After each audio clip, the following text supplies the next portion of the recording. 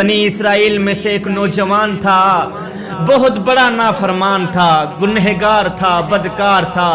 شہر والوں نے اسے شہر سے بھی نکال دیا۔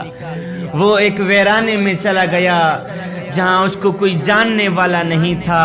حالات کی تنگی اس پر آ پڑی، کھانے پینے کو کچھ نہ تھا۔ اچانک بیمار ہو گیا، اتنا بیمار ہوا کہ موت کے آثار نظر آنے لگے۔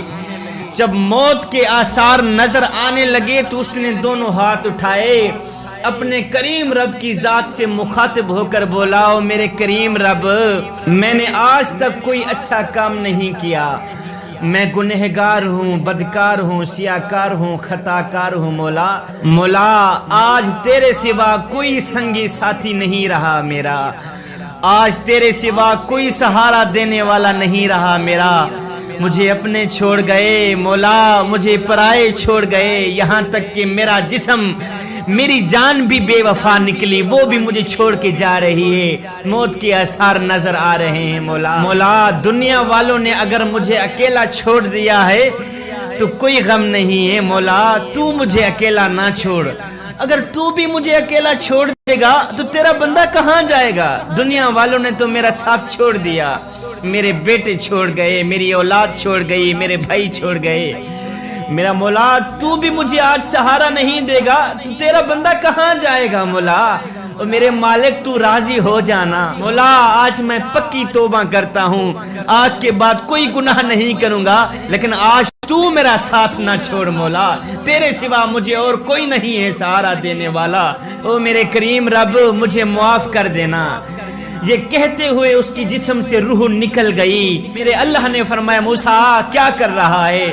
اور میرے کریم رب، موسیٰ تو تیری تسبیح ہی بیان کر رہا ہے۔ میرے اللہ نے فرمایا، موسیٰ جا فلاں ویرانے میں میرا ایک بندہ مرا پڑا ہے، اس کو اٹھا، اس کو غسل دے، اس کا جنازہ پڑھا، اس کو مٹی میں دفن کر۔ میرے موسیٰ سب کو اعلان کر دینا، میری طرف سے سب کو اعلان کر دینا کہ جو بھی اس میرے بندے کا جنازہ پڑھے گا میں اس کو بھی بخش دوں گا، جو بھی اس میرے بندے کا جنازہ پڑھے گا، جو بھی شریک ہوگا، جتنا بھی گنہگار کیوں نہ ہوگا، میں سب کو بخش دوں گا، یہ بھی ساتھ میں اعلان کر دینا۔ موسیٰ علیہ السلام اٹھے، اس ویرانے میں گئے، اس مقام تک پہنچے، وہاں اللہ کا بندہ مرا پڑا تھا۔ موسیٰ علیہ السلام نے اسے اٹھایا، موسیٰ علیہ السلام نے اعلان کیا، لوگو آ جاؤ، آج جس نے اس بندے کی جنازے میں شرکت کی اللہ اس کو بھی بخش دے گا، جو بھی اس اللہ کے نیک بندے کے جنازے میں شریک ہوگا اللہ تعالیٰ اس کو بھی بخش دے گا۔ یہ میری طرف سے نہیں، اللہ کی طرف سے یہ ایک اعلان ہے۔ یہ سنتے ہوئے سارے لوگ بھاگ پڑے، دوڑ پڑے۔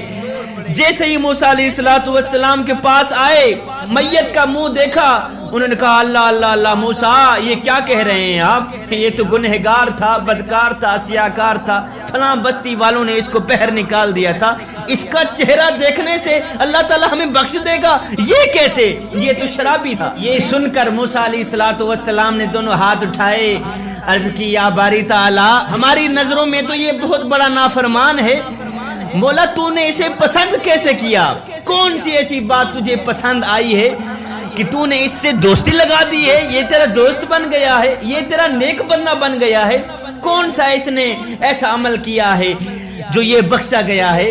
میرے اللہ نے فرمایا، موسیٰ بات اصل میں یہ ہے، میں نے اسے دیکھا کہ یہ ذلیل ہو کر، فقیر ہو کر، بھکاری ہو کر تنہائی میں مر رہا تھا اور رو رو کے مجھے پکار رہا تھا۔ میرے کریم رب آج کوئی میرا سہارا نہیں رہا، ساتھی سارے چھوڑ کے چلے گئے، رشتہ دار چھوڑ کے چلے گئے، اب تو بھی چھوڑ کے چلا جائے گا، بتا تو صحیح تیرا بندہ کہاں جائے گا؟